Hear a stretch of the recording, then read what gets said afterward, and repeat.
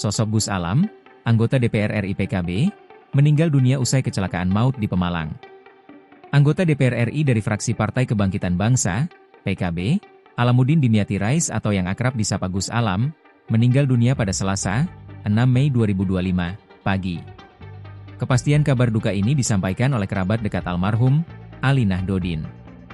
Dalam pesan WhatsApp, ia menyatakan, Gus Alam, kapundhut sekitar jam 5.30 WIB, ungkap Ali.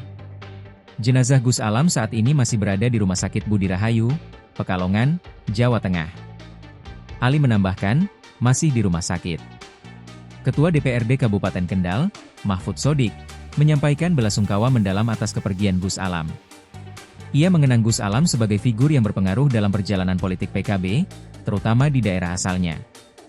Gus Alam adalah panutan kami. Dia salah satu tokoh yang ikut membesarkan PKB. Saya dan teman-teman PKB merasa kehilangan, kata Mahfud. Alamuddin Dimyati Rais lahir di Kaliwungu, Kabupaten Kendal, pada 26 Desember 1980.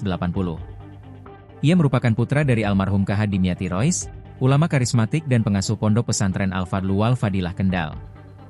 Gus Alam dikenal luas sebagai figur religius dan dekat dengan masyarakat. Ia menempuh pendidikan di Fakultas Ilmu Sosial dan Politik Universitas Diponegoro, Semarang. Karir politiknya terbilang panjang, dengan 4 kali terpilih sebagai anggota DPR RI dari fraksi PKB, yakni pada periode 2009-2014, 2014-2019, 2019-2024, dan 2024-2029.